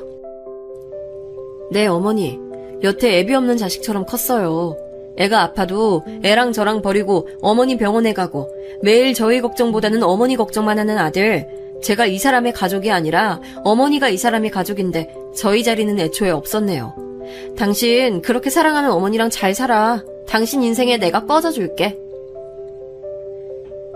저는 그렇게 모든 짐을 그대로 두고 아이랑 친정집으로 들어왔습니다. 엄마가 그제야 모든 이야기를 해주셨어요. 시어머니는 편의점 하신다고 처음에 7천만 원 빌려가시고 다음엔 저희 이사한다고 귀띔해주시고는 1,000만 원을 만들어줘야 인테리어라도 한다고 말씀하시면서 돈을 빌려가셨답니다. 뿐만 아니라 분양권을 아들 이름으로 해달라고 요구하시면서 자기가 손녀를 키우고 있는데 용돈 한 번 받은 적이 없다며 불쌍한 척을 해서 아버지가 백화점 상품권을 100만 원 드렸다고도 했습니다. 그 외에도 알고 보니 애 생일이다 해서 몰래 용돈으로 주겠다 하시며 몇백씩 받아가셨답니다. 사돈이라는 관계가 어려운 관계 아닌가요? 이렇게 돈을 빌려달라고 당당히 요구할 수 있다는 것도 정말 이해 불가였지만 빌리고 나서 저한테 했던 그 당당한 요구들은 더 이해가 안 갔습니다. 저희 시어머니는 말끝마다 너는 부유한 아버지 밑에 자라서 돈 씀씀이가 해프다. 우리 아들도 그런 아버지 밑에서 자랐으면 학벌도 너보다 좋았을 텐데 라는 말을 늘 하셨습니다. 저는 가만히 이혼해주길 기다리기가 싫었습니다. 여태까지 받은 시집살이 대가를 톡톡히 치르게 해주고 싶었습니다. 하지만 저희 시댁은 정말 기가 찰 정도로 비양심적이었죠. 남편은 아이 데리고 지금이라도 집에 오면 용서해주겠다며 오히려 큰소리쳤고 시어머니 또한 이혼녀라는 타이틀 가지고 싶은 게 아니라면 당장 집으로 와라 라고 하셨습니다. 그리고 어미가 돼서 이혼을 그렇게 쉽게 하면 되겠냐고 문자에 전화에 사람을 너무 힘들게 하더라고요. 뒤돌아보고 싶지 않은 결혼 생활이었지만 저희 딸아이에게는 친아빠이자 친할머니이니 아이에게 한없이 미안한 마음이 들었습니다. 소라야, 엄마랑 아빠가 이제 다른 집에서 살려고 해. 엄마랑 여기서 외할머니랑 외할아버지랑 살까 하는데 소라 생각은 어때? 소라가 아빠 보고 싶으면 언제든 아빠 보러 갈 수 있고 만날 수 있어. 다만 같은 집에서 사는 게 아니라 아빠는 아빠랑 할머니랑 같이 사는 집에 사는 거고 소라는 여기서 엄마랑 사는 거야. 응, 엄마 나 외할머니 집 좋아. 여기 어린이집도 좋아. 그리고 여기선 엄마가 웃고 있잖아. 저는 생각해보니 아이 앞에서 웃어본 적이 언젠지 같이 침대에 누워서 얘기 나눠본 적이 언젠지 기억이 나지 않을 정도로 바쁘게 살았는데 친정에서 하루 종일 아이랑 함께 생활하니 아이에겐 더 좋았나 봅니다. 저는 친정에서 평소 하고 싶었던 공부를 하고 이혼에 관련된 것은 다 아빠에게 전임했어요. 아빠도 내가 알아서 할 테니 너는 소라랑 행복해질 생각만 해 라고 하셨고요. 그렇게 한 달이 지났을 때 집 앞에 신랑이 서 있더라고요. 지연아, 너 정말 나랑 이혼할 거야? 지금 이혼 소송에 다음 달에 편의점 계약 만료까지 다 장인어른이 손 쓰신 것 같은데 지금 뭐 하는 거야? 이대로 다 끝나는 거야? 아니지? 우리 이렇게 끝인 거 아니지? 그때는 내가 편의점 일도 잘 안 되고 엄마도 너무 힘들어하시고 하니까 나도 모르게 자기에게 화풀이한 거 인정할게. 내가 잘못했어. 그렇다고 이렇게 집을 나가서 이혼 신청서를 보내면 어떡하냐? 소라가 얼마나 상처받았겠어. 소라 걱정하는 척 하지 마. 그렇게 걱정되는 사람이 소라 집에 두고 나가서 친구랑 술 마시고 당구 쳤어? 그리고 너한테 가족 너희네 엄마뿐이잖아. 그렇게 사랑하고 같이 살고 싶은 네 엄마랑 잘 살아. 그리고 그렇게 친정이랑 비교하시더니 나 몰래 돈이랑 상품권까지 받아가셨더라? 너도 알고 있던 거 아니야? 그래놓고 나한테 시댁이랑 친정이랑 비교하지 말라고 신경질 낸 거야? 신랑은 무릎 꿇고 빌더라고요. 하지만 한번 마음이 돌아서고 나니 이 사람과 다시는 가족이라는 이름으로 묶이고 싶지 않았습니다. 내가 마지막으로 얘기할게. 내 딸은 내가 키워. 자산도 내가 더 많고 변호사 만나보니 미취학 아동이라서 엄마에게 우선 양육권 있다더라. 소라도 나랑 살고 싶다고 했고 그리고 지금 사는 집도 내 이름으로 된 내가 산 집이니 당신이 소유권 주장할 수도 없고 차는 자기가 산 거니 자기가 들고 가. 날 위해 단 한 번 데리러 온 적도 없는데 어머니 모시러 다닐 때나 사용한 차 당신 가져. 난 필요 없어. 그리고 아빠한테 빌린 돈 다 물어내. 변호사 끼고 재판으로 가면 당신들만 더 힘들어져. 이제 우린 남이니까 돈 빌려준 만큼 받아야지. 지난 결혼 생활 동안 마음속으로 생각했던 모든 억하심정을 다 토해내고 싶었지만 신랑 얼굴조차 보기 싫어서 저는 더 이상 찾아오지 말고 법원에서 보자는 말로 끝냈습니다. 하지만 이게 끝이 아니더라고요. 저희 뻔뻔한 시어머니는 집 앞에 매일 찾아오셨습니다. 지연아, 이러지 마라. 왜 이혼하려고 하니? 우리 아들이 엄마 좀 챙긴 게 그렇게 잘못됐니? 하면서 혼자 심파극을 찍으시고 동네 사람들 다 쳐다보고 울다가 소리치다가 저희 딸아이 이름 부르면서 할머니가 너를 어떻게 키웠는데 하면서 통곡하시더라고요. 신랑에게 전화 걸어서 한 번만 더 이 동네에서 난리치면 양육비 소송까지 할 거라 하자 시어머니를 모시고 가더라고요. 그러면서 어떻게 시어머니를 땅바닥에 앉아 계시는데 두고 보냐며 끝까지 자기 엄마 편에 드는데 왜 나는 이런 남자를 만나서 내 꽃 같은 30대를 보냈을까 후회가 됐습니다. 그렇게 2달 뒤 저희는 법정에서 만나서 모든 걸 정리했습니다. 건물주인 아빠 친구분이 계약을 연장하지 않아서 편의점을 할 수 없었던 시어머니는 그 자리를 유지할 수 없었고 저희 아버지가 법적으로 돈 빌린 걸 갚으라고 독촉하자 결국 편의점을 내놓으시면서 돈을 갚았습니다. 그 바람에 지금 살고 있는 집을 팔고 원룸으로 이사갔다 하더라고요. 거기에 그렇게 아끼던 차도 팔았다고 했습니다. 신랑에게 양육비를 안 주는 대신 친권 포기각서를 받았고 그렇게 저희 부부는 남이 됐습니다. 소문으로 듣기엔 신랑은 주식을 시작했다가 망해서 신용불량자가 됐다고 합니다. 어머니는 식당에서 설거지 하신다고 들었고요. 저는 딸이랑 지방으로 이사와서 작은 카페를 하면서 살고 있어요. 친정 부모님이 노후에 한적한 곳에서 살기 위해 사놓으신 곳에 카페를 하면서 아이랑 많은 시간을 보내고 있습니다. 하고 싶었던 번역 공부도 하면서 자격증도 따고 프리랜서로 일도 하면서 하루를 즐겁게 살고 있어요. 시어머니에게 빌려 쓴 아들 반품하고 나니 너무 마음이 편해요. 저도 제 가족들이랑 이제 행복하게 살 겁니다.